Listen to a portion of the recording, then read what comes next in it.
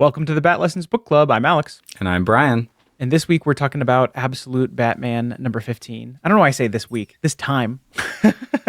It's been a minute, but we're going to get It's been a minute, yes. we're going to get caught up. It's going to happen. Written by Scott Snyder, art by Jock this time around. Colors by I Frank did Martin. notice a difference. You didn't? Very interesting. Okay. I did. Oh, did. Okay. I did notice, yeah. Yeah, what do you think of Jock? That's good. Yeah. I think it's, I would say, classic. I thought the flashback stuff, the way that was shaded, was really interesting. Yeah, I loved that. I thought the colors were great. Yeah. And it's the same colorist as normal, right? So he's doing a lot of the sort of like stylistic choices there, although I'm sure he's working very closely with Jock. Jock and Scott Snyder go back. They have an independent book. Scott Snyder has an imprint where he just is like prolific with independent books. He's, you know, like one or two arc, you know, sort of short stories, and then some longer ones too, with a bunch of different publishers. His imprint is called Best Jacket. And so they have a book together, I think, through Distillery, but don't quote me on that. They've taken books to like Dark Horse and to Boom and to, you know, I think they even had like direct to one of the online publishers at one point. Oh, no kidding. Yeah. But before that, they were on Absolute. That wasn't Absolute. It was All-Star Batman. So after the New 52, Scott Snyder wasn't really done with Batman, I guess, even though they took him off the main title. Or I guess he resigned from the main title. He said, I've done my bit. They did Batman Rebirth. I guess I don't know the reason. Maybe to keep up sales, maybe to do whatever. But he got a side title called All-Star Batman, which were sort of self-contained, non-continuity issues. And they did that together. They had that series going for like, I don't know, 20 or 30 issues or something like that. And Jock was the artist there. So I really like it. I thought it was pretty good. That's cool. Any other like non-spoilery thoughts on the story before we jump on in? Finally, we get to know some stuff about this guy. Yeah. They've been alluding to the Absolute Joker for quite a while. And to be honest with you, I'm okay with like not knowing. Like I'm okay with them taking their time. I don't need every Batman story to be about the Joker. But, you know, with the sort of like final page stingers and all those sorts of things, it's nice to sort of feel like there's sort of like a meta piece of the story moving forward for sure. Yeah, for sure. And really that's all this issue is. You know, normally Scott Snyder has a couple threads going at the same time, and he does. There we do see like a present day Joker and, you know, flashback Joker, but it's not like dialogue is jumping around, right? It's not like there's like a narrative difference. It's more like the imagery accompanying a conversation. The entire conversation is just, or the entire issue is just a big conversation between Batman and Alfred. Yes. I found, oh man, it's hard to describe. I thought this was kind of hard to follow when he was on this island bit.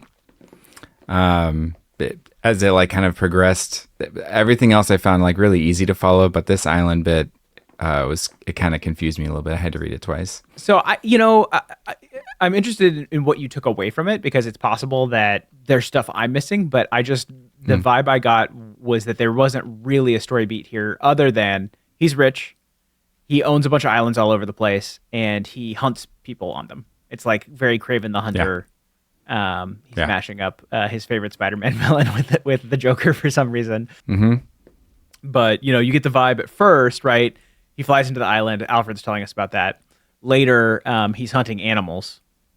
I'll just jump ahead, right? He's fighting, what is that, like a panther or a puma or something? I don't even know what it is. Yeah, it doesn't look like it has spots or anything, so I'm not actually sure. And then we get the vibe. Maybe in this world, it's an invented cat. Yeah. Later, he comes out of like the jungle or whatever on this island, and there's a person there, and he says he's been stranded there for 30 years, and so we realize that he's hunting people. It's kind of messed up. It is definitely messed up. I think they hint at who this is, actually. Well, so it's interesting. Like, I'm interested in your perspective on that, because I know I had seen a bunch of people on like threads and on YouTube being like, we've got, you know, Absolute Green Arrow or whatever, right? Which, okay, that is a thing that definitely has happened. And Oliver Queen, that's part of his origin story, is that he's stranded on a desert island for a while. at least in Oh. certain continuities. Certainly the television show. No, there's a line. He says he's something HA. It starts with an HA. Yeah. Yep. So he says he's been here for 30 years. Yeah. And then he starts to say his name and it gets cut off, and all you get is the HA. So who do you think that is? So there's this part where Alfred is kind of talking through what he thinks is going on with the Joker. Yeah. And he says that there was a guy, like a colleague of his, that worked at the FBI in the 90s. Right, An associate of mine at the FBI, Harvey Harris, began an investigation and died in a boat accident. That's a good catch, Brian. Because I remember Alfred talking about that. I was like, that's oddly specific. And like very Stan Lee, the alliteration name. Yeah. But, makes sense. So maybe and then he when you doesn't- first see this guy, he's like right next to a boat or something, right? I don't know. Yeah. I must have dropped got that the picture. impression that it was a boat accident. Oh, okay. Yeah, that makes sense. Right, that's how you get stranded on a desert island. So you said you had to read the island storyline a couple times for it to make sense. Is there? I feel like we've covered it now. Oh, I Is there something didn't. else going on? Yeah. I didn't read the whole storyline. It was like there was like a 2-page spread, and I read that twice. Yeah, I was like, what is going on here? Because it was a lot of emotion, and then there were like those like word blocks. Right. Of like trying to describe stuff, and it just seemed kind of like disjointed. And I was trying to figure some stuff out, but I think I got it. It's the text not matching the art necessarily. Sure. Yeah. And there's like this moment where it looks like it reads as if the guy at the very beginning is like the Joker. And then there's a moment like halfway through where this big cat comes at him, and it looks like he's about to get eaten by this cat. Oh, sure. Yeah. But then he defeats the cat, and like things move forward. And, Yeah, it makes sense. Yeah, so I don't know. It threw me off a little bit. So that's one of the sort of like threads we're getting through art. Mm-hmm. But basically, Alfred is just explaining to Batman who the Joker is, and it's kind of a cool vibe because we get the idea that Alfred doesn't actually know. Yeah, it's kind of you get the string and the pins on a. It's interesting because normally those are like on a corkboard on a wall, but this is very clearly like on a desk. They've done the strings and the pins because there's like pencils sitting on top of it. But oh, that's a good catch. I didn't notice that. yeah, so you're like looking down at the string and the pins, but whatever. Yeah, he keeps saying like, "Oh, this is what I've heard. This is what I think," or these are the reports I've seen. And Batman's like, "Okay, but what do you think? What do you think?" Right? Yeah. And we kind of step through a history, 5 generations. This is what got me, is that he starts in the late 1800s and he goes through 5 generations, which I guess makes sense. That seems like perfectly normal and plausible. Yeah. But also makes me feel a little old. Because I think I would not be generation 5. I'd probably be generation 4. In this. Because I was thinking like how far back in my family would you have to go to get to the 1800s, and it would be like my great grandparents, not my great great grandparents. I don't know about you. I think that's probably correct. Yeah. It super matters like what age your parents are when they have kids and like going back. But like my family is notorious. Like I didn't start having kids until I was 30, and I think my parents also were like late 20s, early 30s. Yeah. And I Similar. think it goes back further than that. So it's easy for me to get back to the 1800s, but I guess anyway. One thing that we ran right past. Yeah, please. I'm just going to take the opportunity before I forget. The cover, it's a card. Oh yeah. Right. Yeah. I thought that was kind of fun. Like, because all the other covers have been like action sequences or whatever, and this is like a card. It's like art. Yeah. I thought that was kind of cool. I don't know if you'll want to leave this where it is or cut it and throw it up the front. But I thought that was cool. I also thought it was interesting because you were starting here in this flashback, or not flashback, but like going through history or whatever. Yeah. That the family's name, the Joker family name is Grimm. Yes. Which I think that's kind of interesting because it's like the opposite of like funny, haha, like joking. It's pretty grim. But also there's like the grim fairy tales and stuff. And they're making all these connections like in the other absolutes we were making connections between characters of like how Batman and Bane kind of had like similar backgrounds, but they like made some decisions that had them diverge.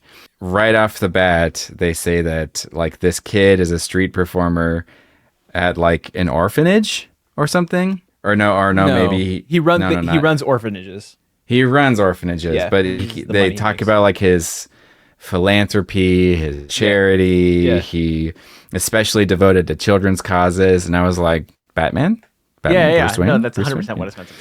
Yeah, and I thought that was it's kind of interesting because we usually don't get a lot of backstory with the Joker. The Joker, yeah. Yeah, it's kind of meant to be mysterious. Yeah, so he's a street performer. He makes a bunch of money doing that. He buys a theater called Just Kidding, JK. Mm-hmm. I guess that's meant to be a line to Joker somehow. And then, uses all the money to like be a philanthropist. I would be interested to know, because I don't remember off the top of my head, Jack Nicholson's character is Jack with a... Napier? With an M. N, okay. Yes. I was just curious because his name is Joseph Grimm and he goes by Jack. And I thought I was like Joseph Grimm. I don't know if that's like a Joe Chill reference in some kind of a way. I don't think this is. It could be Joe. He could be choosing Joseph because of Joe Chill. But I don't think there's a straight line. Like there's like Arthur Fleck. There's trying to think of the other ones. Yeah, Joe Chill, Arthur Fleck, Jack Napier. I think those are the ones. And this is not the closest one is Joseph. Yeah. So this is Joseph Grimm the first, and then we go to the second, and he's using like the family fortune to run a movie studio, continues making money, continues running the orphanages and like doing philanthropy, and then there's Joseph Grimm the third, which does gets into video games and TV production, and then you got Joseph Grimm the fourth, who does graphics chips. I think is the deal. Yep. Or no, did we get to 5 all the way to 5 there? I don't know. I think you're right. No, Jack Grimm V. Yeah, 4th is the video game. He did the 3rd is online the TV. Gaming graphics processing units. Yeah, so it's all entertainment. Yes, it's mostly all entertainment.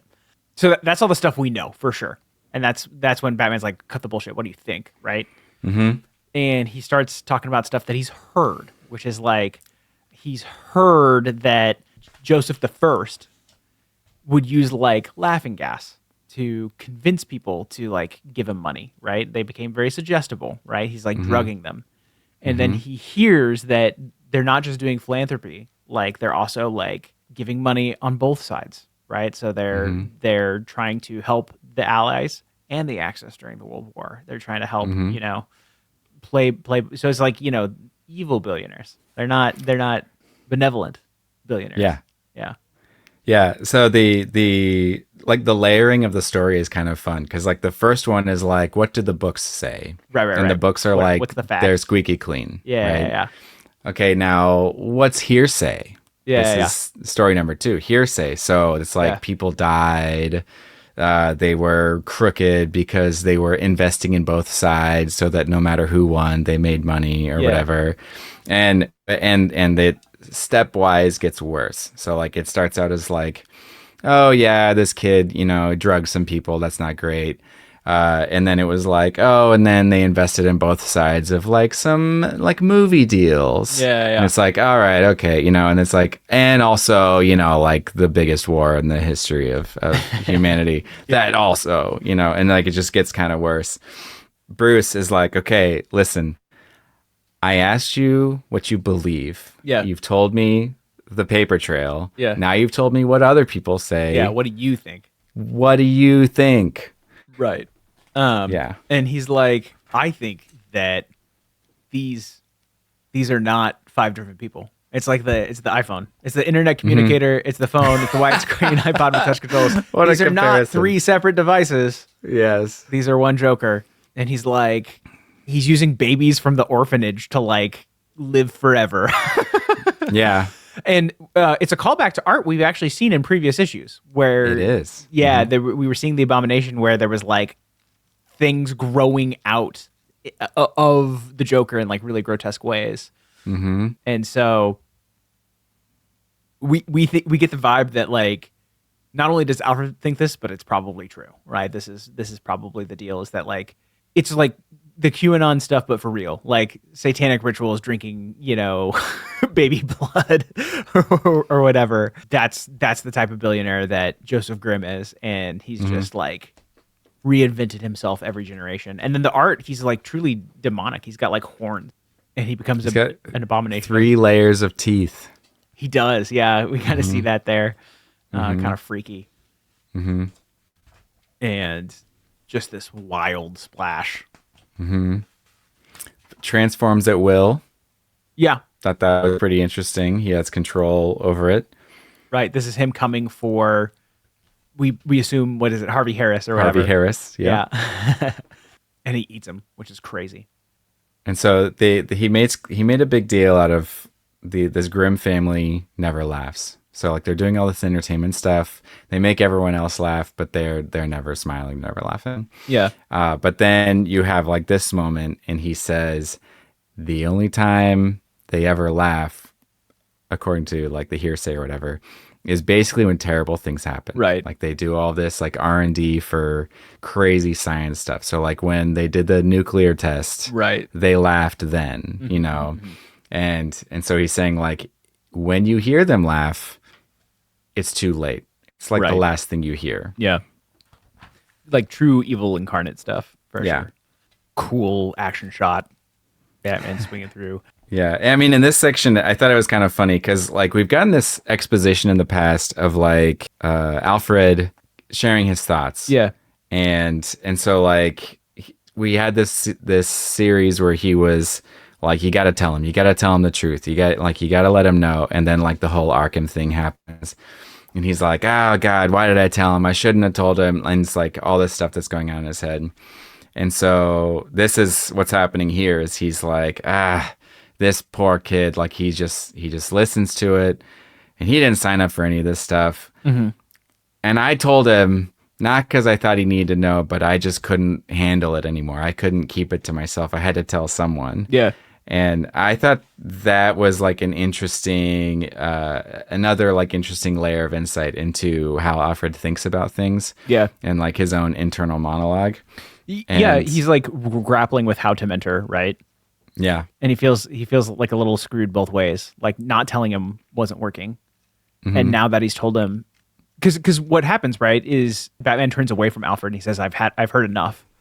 And and Alfred's like, Bruce, come on, and he's like, no, I'm gonna go check on Waylon, right? And so you get the vibe that like this is like made him upset, like emotionally. It's like rocking his world. He doesn't know what to think about it, right? Mm-hmm. And Alfred says like everything that's happening, and it's all monsters. Everything, monsters everywhere he looks.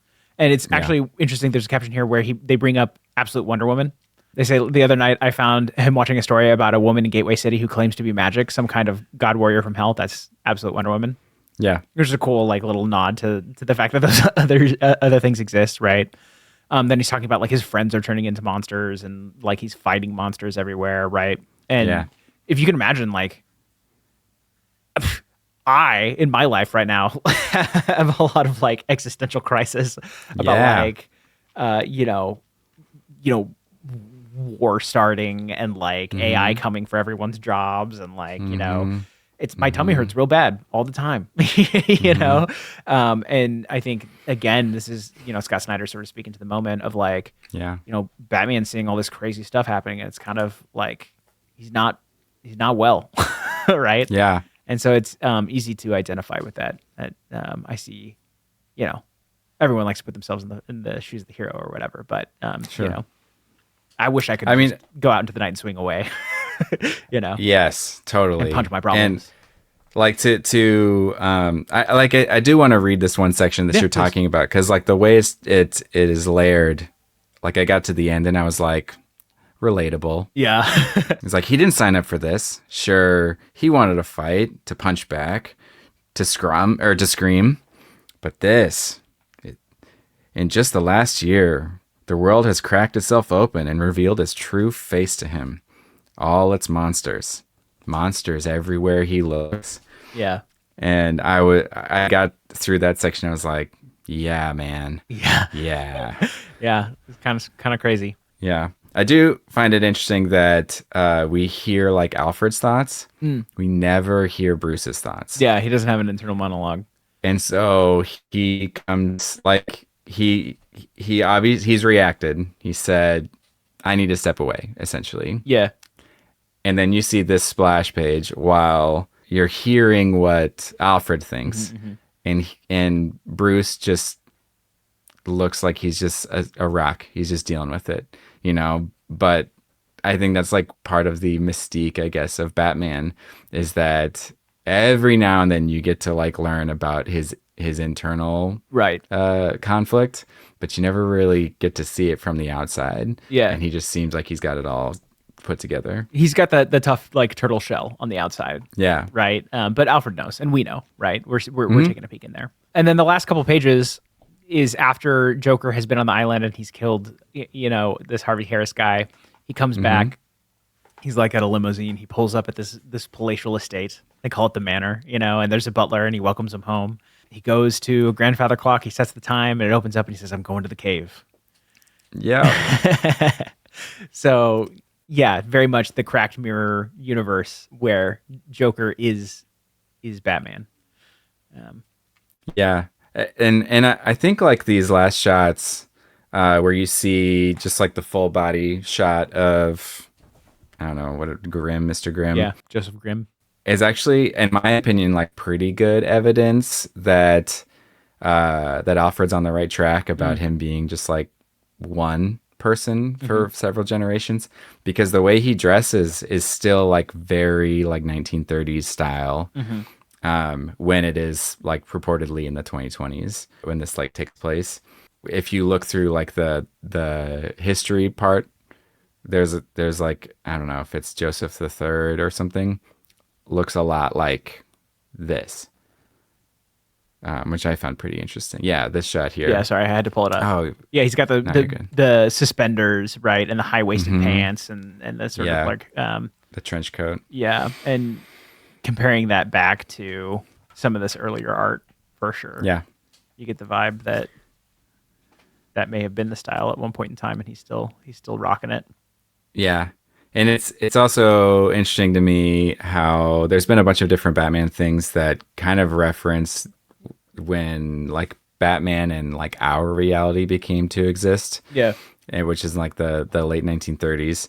And so like Batman the Animated Series, it's kind of timeless because like it looks like it's in the 30s because of like the cars and stuff, but then they've got like computers and stuff like that. And so I find it maybe a little on the nose. He's literally out of time. Yes. Yeah. No, for sure. I didn't catch that parallel, but that's pretty good. One thing I liked about the art here is that the lights going down the stairs kind of make a Joker smile. I don't know if you caught that. Yeah. Yeah. Oh, that's good. I didn't catch that. Yeah. A very Jock style, like the teeth and the red. Yeah. So yeah, no, I guess I earlier I said that in this universe, the Joker is Batman, but it's not. The Joker is Bruce Wayne, right? It's the person that grows up with all the money and has all of the assets and resources, and which like intuitively I think better matches, right? Like they say absolute power corrupts absolutely, right? But yeah, great issue. I thought very, very tone poem, very vibey, just info dump. But well executed. I really liked it. Yeah, I liked it a lot too. Hey, Bat Fam. Hope you like the show. If you do, give it a thumbs up and subscribe. It helps us out a lot. Stickers. We got stickers. It's a great way to support the show. Just $5. Link in the description and on batlessons.com. To keep the Batman history train going, watch this video next.